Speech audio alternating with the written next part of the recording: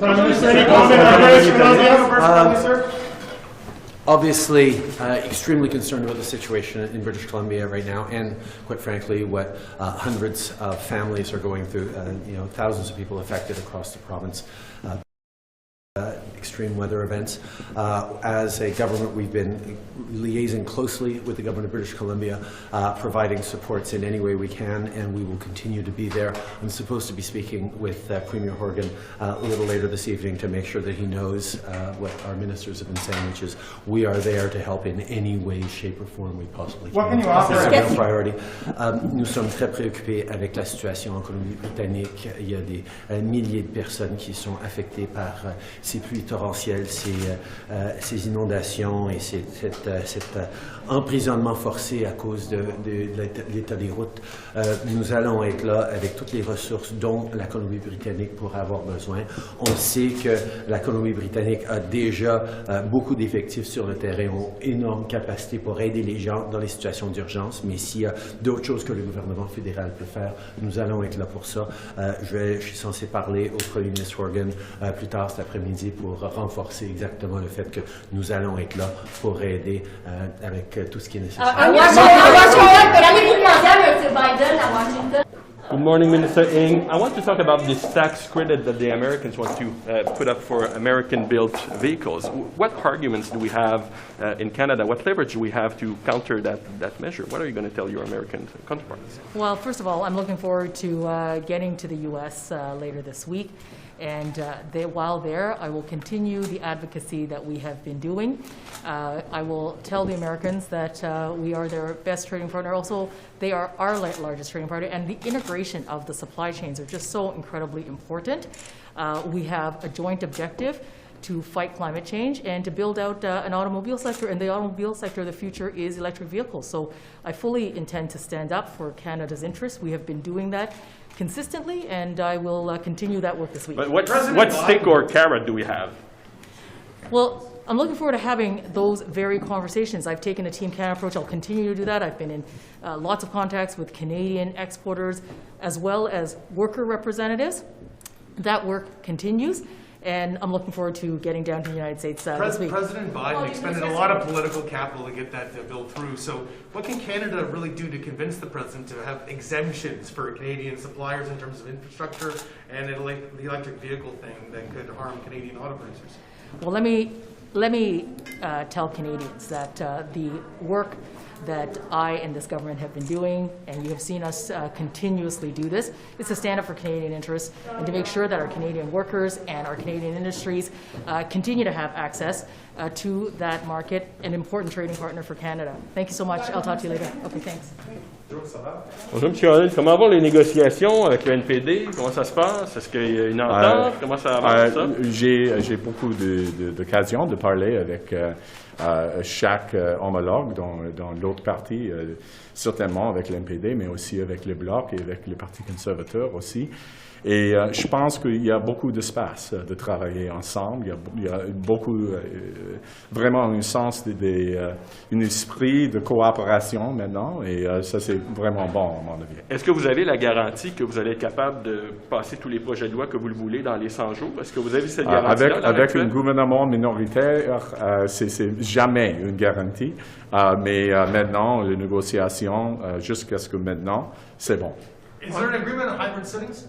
Right now, we're continuing to have a conversation with all the different parties. I think the NDP has been on record in supporting a continuation of the hybrid system. I've had a conversation with, obviously, the Conservatives and the Bloc. We're in a time, still in the middle of this pandemic, where we don't know where this is going. It's important for us to continue these hybrid provisions. I don't want to be back in a situation in January or February where we're having to renegotiate how the House is operating. I think having that flexibility is extremely important. Mais ça vous prend l'unanimité pour le 22, puis vous ne l'avez pas encore.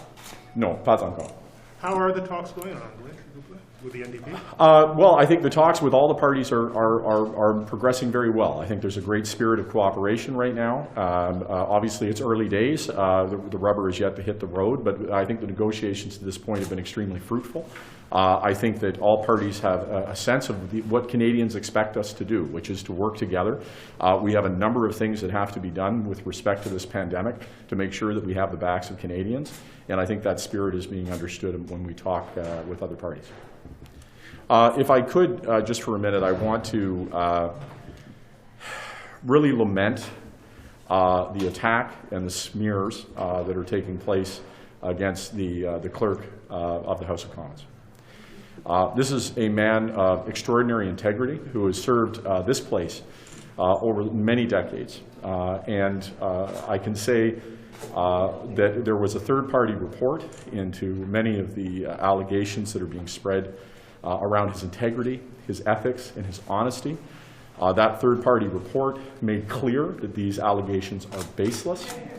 I can say that in all of my dealings with the clerk, that he has been a man of integrity, who has been beyond reproach in his nonpartisanship. And let me say that in terms, it's not just I who's feeling that way.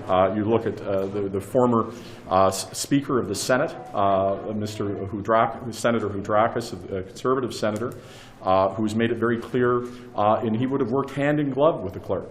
His lack of partisanship is putting people at first. I'm very disappointed as we start this session.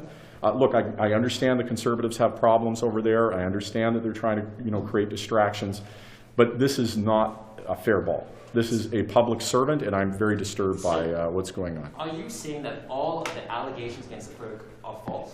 I'm saying that the questions that were put around his ethics, his integrity, his honesty were found to be baseless.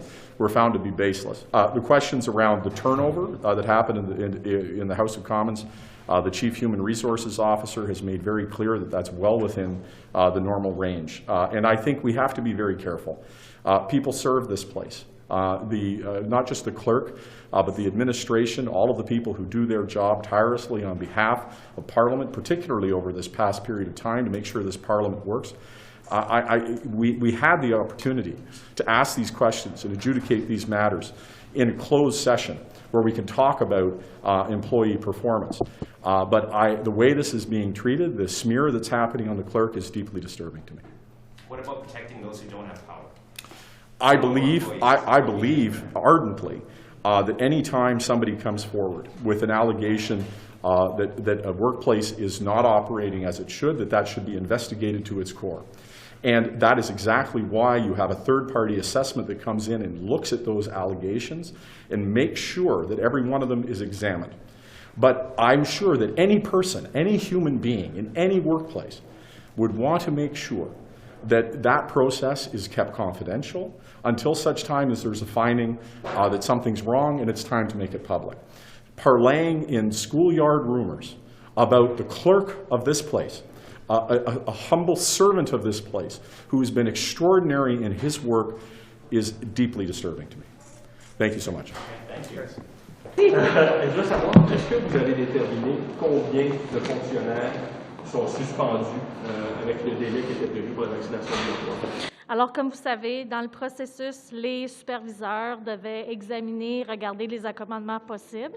On est en train de voir en revue combien sont justement identifiés et je vais pouvoir sortir un rapport très bientôt. Avez-vous l'impression que vous avez tout fait pour empêcher les gens de partir de la fonction publique carrément, quitter leur poste? Est-ce qu'il y a eu assez d'informations à ces gens-là pour qu'ils comprennent que la vaccination n'était pas une menace? Je pense qu'il faut se rappeler, l'objectif primaire, c'est la protection des Canadiens.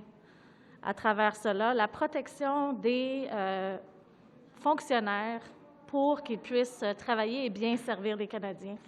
Et on a mis en place une politique très solide pour s'assurer que ceux et celles qui veulent des accommodements puissent en discuter avec leurs superviseurs et on va voir évidemment quels accommodements pourront être partagés. Alors, on va évidemment avec vous savez que les deux bases, c'est l'accommodement soit au niveau médical ou encore au niveau de la religion, et c'est ce qui est en train d'être évalué par les superviseurs. Est-ce que vous êtes en train de dire que les 1200 quelques là, qui ont dit qu'ils n'étaient pas vaccinés, que leur cas n'est pas encore réglé, qu'ils n'ont pas encore été mis en congé sans solde? Les superviseurs sont en train de faire leur examination, leur examen, et certains d'entre eux, je vais avoir un rapport très bientôt, on va le mettre à jour auprès des Canadiens. Ils ont eu le temps de regarder Ils le font présentement. Ça fait comme plusieurs semaines déjà que... Alors, moi, je viens de sortir d'une réunion du cabinet. Je vais avoir un briefing pour avoir une idée de combien exactement sont en congé sans solde. Sur le système Phoenix, on nous dit que vous êtes prêt avec des indemnités pour les gens qui ont perdu de l'argent. Vous en êtes où? Combien on va verser? Est-ce que vous avez une échelle à nous donner? Alors, ce qui est important de dire, c'est qu'on sait que Phoenix a été très difficile pour les gens et on a eu une entente avec les agents négociateurs pour des dommages et intérêts qui vont leur être remis. Alors, ça peut aller de combien à combien? Qui est difficile? On va sortir l'information, je crois que c'est plus tard cet après-midi, et en fonction des ententes qui ont été faites, les montants de dommages vont être présentés. Je ne les ai pas par cœur. En fonction de leur réalité, pour ceux qui sont présentement en service ou ceux qui sont en retraite présentement. On va savoir ça quand? Très, très, très bientôt. D'accord. Merci beaucoup. Merci. Thank you. So my colleague Ashley Burke is telling me that review did not look into the allegations that, you know, the clerk was leaking information and also was breaking ethics. So, you know, it's not fair to say that he was cleared of those allegations. Look, I think, what are we doing here? With all due respect, there is a process when somebody has complaints that we have to go through. That process is to hire an independent third party to evaluate all of the concerns. That then goes before the Board of Internal Economy. One of the things that concerns me about how this was handled was the fact that the opposition had an opportunity to see that third party report that was incredibly clear when it comes to ethics, integrity, and honesty of the clerk, to say that the allegations were baseless. In terms of the level of partisanship of the clerk, I would refer you to the former Speaker of the Senate, the Conservative Senator Houdrakis, who himself said that in his time working day to day with that clerk, that his integrity was unassailable and that he was utterly nonpartisan in all actions. So certainly that's also been my experience. But we are starting a session of Parliament. We have a lot of important work to do. I would advise members of the opposition, the Conservatives, if they have questions about the performance of the clerk, that rather than speculating and parlaying in rumors in the public forum, that there is a process through the Board of Internal Economy to adjudicate those questions.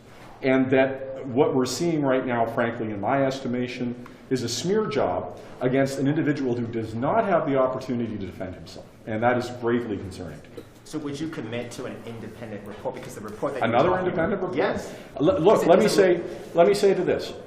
There's been an independent third-party report that looked specifically at the allegations of his integrity, his honesty, whether or not he comported himself with being impartial.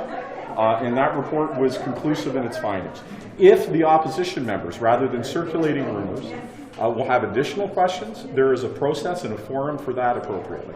Thank you. Thank you, Mr. Holland. There you go. Minister, can we ask you about PCR test requirements at the border? Is this something that the Cabinet is reconsidering? Well, as you have heard from Dr. Tam last week, a number of these measures are under review by the Public Health Agency, and decisions and announcements will be made soon. The orders in council expire on the 21st, so you'll have to decide whether to re-up them or not. Was that decision made in Cabinet today? That is correct. November 21st is the time at which these orders in council must be renewed, and with the renewal will come announcements soon. Okay, so you expect something tomorrow? Very soon. Minister Duclos, are you going to have the First Minister's meeting this fall on health transfers? Well, the Prime Minister is having an important conversation with all of his colleagues tonight, and they will talk of all things related to COVID-19, including support to the health sector and also to exit from the pandemic. So I will be looking forward, obviously, to the results of those conversations, and we'll work with the Prime Minister on the next steps. But was there not a commitment to have that summit, a meeting with all the premiers on the idea of renegotiating health transfers this fall?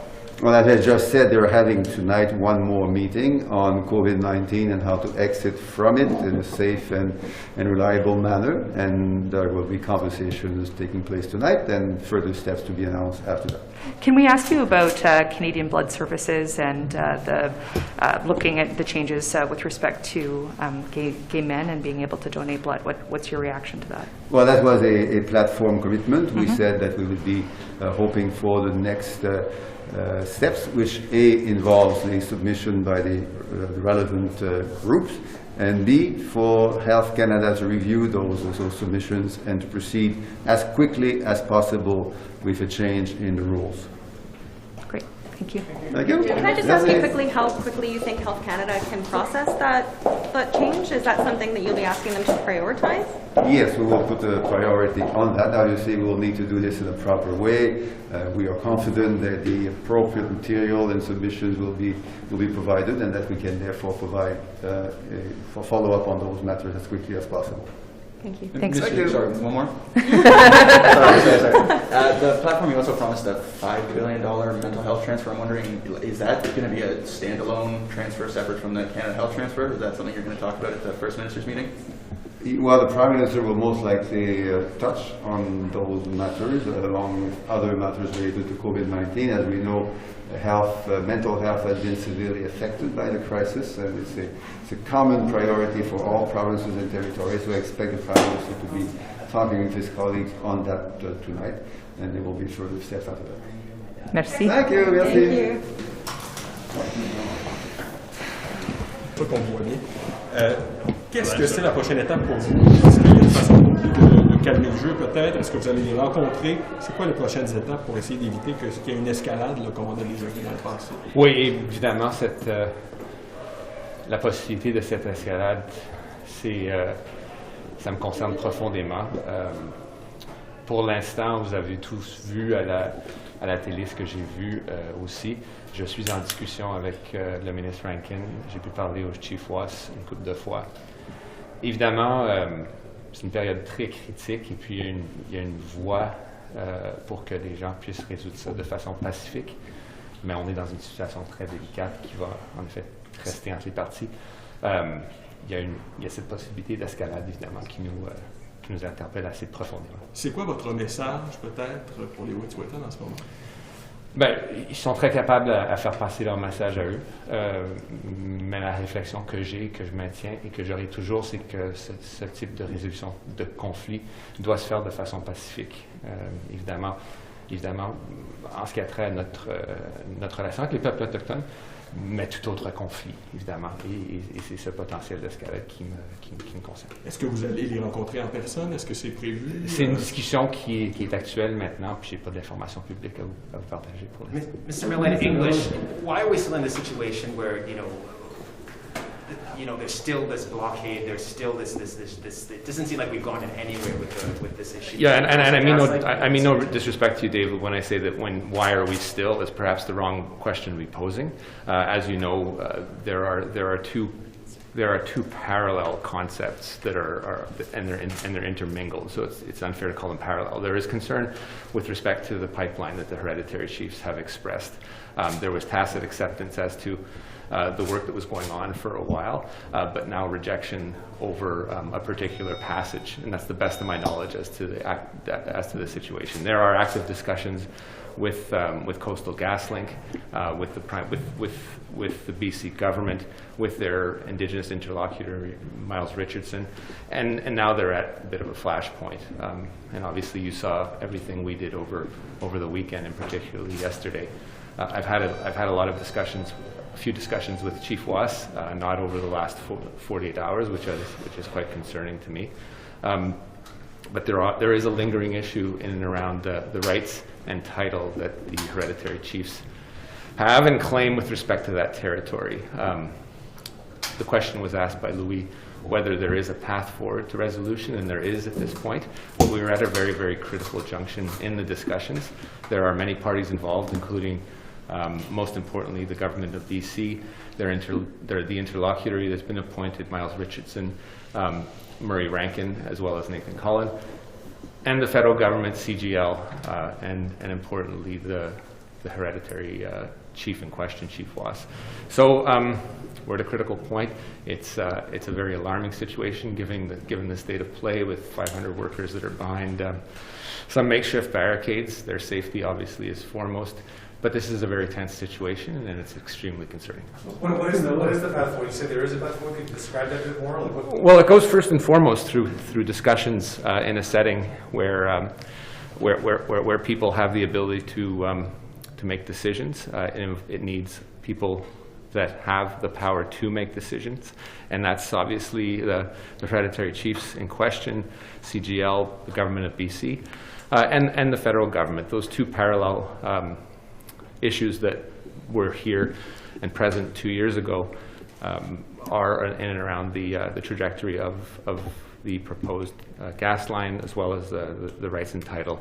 David had suggested that things had not advanced. Things, in fact, did advance, or else we would have been in a much more alarming situation 18 months ago, just before the outbreak of the pandemic. But things did slow down. That was pretty bad. The trains stopped all across the country. Well, yes, they got nearly froze in the dark. There was. Well, that's not the case, but no, but it was obviously a bad. Do you concern. anticipate that we could end up in those kinds of blockades? It depends, obviously, what happens. There were widespread solidarity movements from non-Indigenous segments of the population, from Indigenous segments of the population, barricades that shut down the country. There was then a pathway to resolving this in a peaceful way, and we did it to the best of our ability. I still maintain hope with respect to how we can actually do that. There is a window in the next week or so where we can do it, but it requires good minds to get together in rather short order and put some solutions on the table that will advance a lot of the issues that are at stake. But 2 years later, it seems like these people are still saying you're violating their sovereignty. Their rights are not being heard. They're not being listened to. It seems like you aren't making any progress. We're still in this situation. Well, let's recall where this, I guess, started off in recent history, which is a court decision that occurred a quarter of a century ago. There was elements with respect to Wet'suwet'en right and title that have never been resolved. That obviously came to a head whatever March of 20. Before the pandemic broke out, where we were able to come forward with a framework that affirmed rights and title. There's still work to do on that. I'm not hiding that from you. It is tied to, in part, to some of the claims in and around the course of Coastal GasLink. But I would let Coastal GasLink speak to itself as to the level of acceptance that has been achieved with respect to the project. There are views that are diametrically opposed, but I don't preclude by that same stroke the ability to resolve that in a peaceful way. So it's important to have an understanding of where that rights and title is moving. We will still, regardless of any outcome of this situation as a federal government, always work with obviously in the light of a Supreme Court judgment, with the Wet'suwet'en hereditary leadership on the affirmation of the rights and title. BC would frankly say the same thing. But there is, at sometimes, a perceived competing interest with respect to Coastal GasLink. And that's a flashpoint that's occurring particularly at the Morris watershed or border crossing where you see some of the blockades. Thank you, guys. We're on Ongenaga First Nation. Yeah. And the air quality issues there. So just yesterday, Global National reporting on the years-long struggle of the First Nation to get air quality records. They're finding 44 times the recommended level of annual level of benzene in the air, a cancer-causing chemical. And just with this years-long fight, the First Nation is saying that they're not seeing true reconciliation, and they're calling it environmental racism on behalf of the province. Since this is a First Nation with federal jurisdiction, what can the government do here to make sure that reconciliation is true in the minds of the First Nations and be able to make sure they have breathable air? Yeah, and look, this is to me, this is something that is a particular example of a devastating effect of some environmental measures that can impact the nation. I think this is important for this to come to light. There are multi-layered factors with respect to the government of Ontario and the work that we need to do together to make sure that these people can have quality air like everyone else. And I think it's something that I'll be working obviously with Minister Haidu and the province of Ontario to get a little more clarity on. Thank you, guys. Have a good day. Thank you very much, Minister.